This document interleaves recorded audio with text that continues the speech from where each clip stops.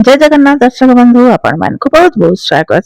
शीत दिन सुंदर फूल मान भितर जेप्ती फूल हूँ गोटे जेनटा कि आम समस्त बगीचा आम लगा के बहुत भल पाइसु। यहाँ बहुत बढ़िया डिफरेंट डिफरेंट कलर रे बहुत सुंदर सुंदर मिलसी भी से लगे आमको बहुत बढ़िया लगसी आम बगीचा रे गछ लगा के। फूल गछर जत्न एदे केन्ता करे आखे पूरा शीत दिने बहुत टे फूल आम गार्डन में आसी पारबा तार उपरे मैं केतेटा टिप्स आज आपण मान संगे शेयर करबा के जाउछे। अक्टोबर नवेम्बर रे जदि टिके आमे भल से जत्न करमा बेले डिसेंबर मास रो इतरे पूरा फूल आसबाटा स्टार्ट हो जायसी। केते जनकर बगीचा रे तो पूरा एब्रु एका फूल आसी गलान बाकी जेन मानकटा नि आसे तांकर कोठो आरंभ भी हे जिबान मोटसिरे भी केतेटा गछरे कोठो आरंभ हो गलान और केतेटा छोट छोट अच्छे जेनटा कि निहे हुए एक वर्षा दिनिया और दिनिया वर्षा लगी बोली गछ माने अधा खराब भी हे गलान देखुन एंता खराब ही जाइछे। तो केते जनकर एंता खराब भी हो जाइछे बेकार लघुचाप वर्षा लगी। तो यह बढ़िया टाइम जेनटा कि आम जेन गछ मैंने बंची जाइए ये छोट छोट प्लांट लगे नुआ गछ हेबा बोली करी। तो यह गछ मैंने रिपोर्ट करबार बहुत बढ़िया टाइम आम गमला जदि लगाबा के जाऊँ बेले सब गछ मान को जत्न करी नुआ गमला रेडी करी नुआ गछ सब लगे दे पारमा। एते जदि आम लगामा बेले पूरा डिसेंबर जनवरी रे बहुत फूल आसबाटा भी से स्टार्ट हो जावा। मोर सेफ्टी गछरे छोट छोट कड़ू आसबाटा स्टार्ट हो गलान बहुत जनकर गछरे स्टार्ट हो जीवान कोठो आसबाटा आ जेन मानकर गछरे नि आसे सेटा केते दिन गले कोठो आसबाटा भी स्टार्ट हो जीवा। केते जनकर गछरे तो फूल भी फुटबाटा पूरा हो गलान बाकी हमर यारे टिके डेरी रे हेसी जेहेतु हमर गछ मान को फूल फुटबाटा डेरी लागबा। जेन मानकर जते जल्दी फूल आइसी तार सेते जल्दी से गछरो फूल भी खत्म हो जाइसी शीत दिन सरबार आगु एका।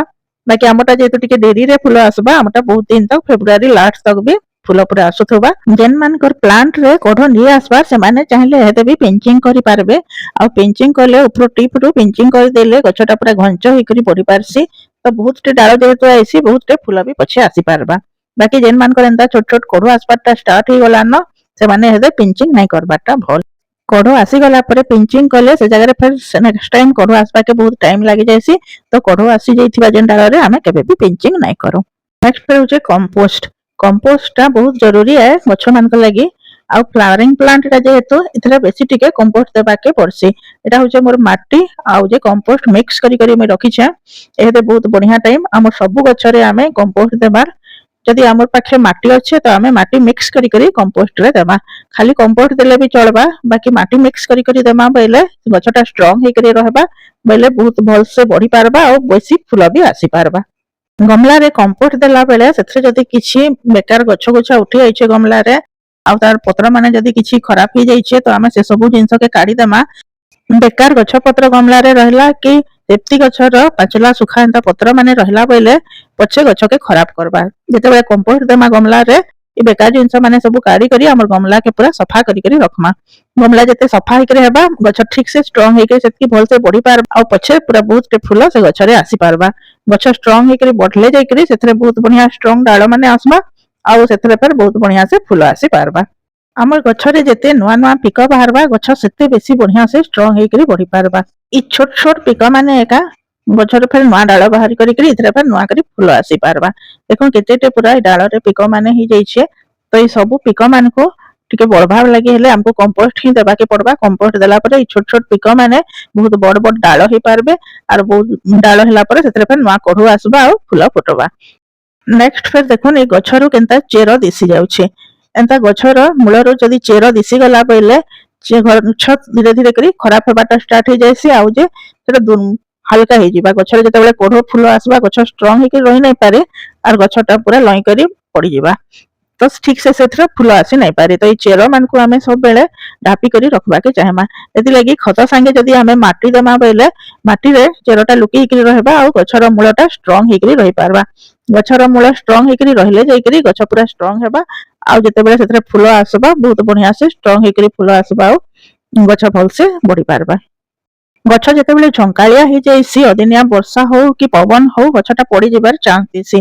गमला रो ढली पड़ले ठीक से फूल होई नहीं पारे आ फूल आसला बेले भी जदि ओजन सही नहीं पारे तो गछटा ढली जाइसी।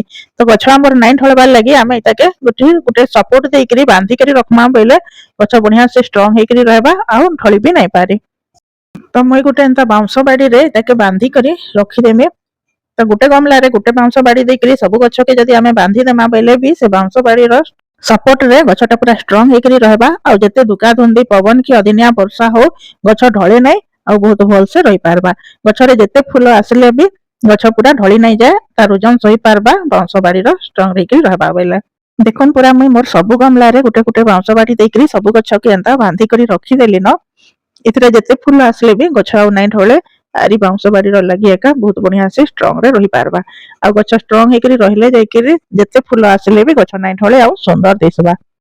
आमे जते कंपोस्ट देले भी हमर गछ लगी किछि ना किछि लिक्विड फर्टिलाइजर दरकार भी थिसी। तो मैं एटा दुई प्रकार रो लिक्विड फर्टिलाइजर इन रखी छे। गोटे हला एटा कदली चुपार लिक्विड फर्टिलाइजर आ गोटे हला जे सोरिष पेडियार लिक्विड फर्टिलाइजर। ई दुई लिक्विड फर्टिलाइजर के आमे कंपोस्ट देला परे भी मझी मझी रे जदी नै देला बेले हमर फूल गछरे भल से फूल आसी नै पारे। गछरे जते बेल तक फूल नै आसी तो आमे कंपोस्ट दे पारमा घाय गछरे फूल आसी गला परे आ कंपोस्ट देले गछटा खराब हेबार चांस देसी फूल ठीक से आसी नै पारे। तो से टाइम रे हमको गछ के लिक्विड फर्टिलाइजर ही देबा के पड़बा। लिक्विड फर्टिलाइजर रे गोटे लीटर पानी रे आमे दुईटा कदली रो चुपा के मिनिमम 24 घंटा तक बतुरे के रखन करी देमा बेले कदली चुपार लिक्विड फर्टिलाइजर बहुत बढ़िया से काम देबा। आ सोरिष पेडिया के भी बतुरे करी रखी करी आमे 24 घंटा बतुरे देला परे देमा बेले सोरिष पेडियार लिक्विड फर्टिलाइजर भी बहुत बढ़िया से काम आइसी।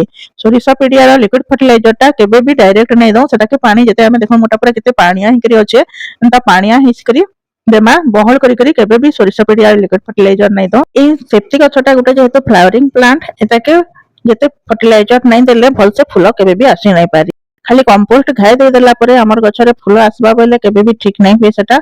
आ जदि आमे पाखे लिक्विड फर्टिलाइजर हिसाब रे किछि देबार नै न खाली कंपोस्ट अछि तो कंपोस्ट के भी आमे लिक्विड करी करी देमा बेले हमर गछरे बहुत भल से फूल आसी पारबा। कोडो आसला परे सॉलिड हिसाब रे किछि भी नै दो बेले जा भी देमा आमे लिक्विड करी करी देमा।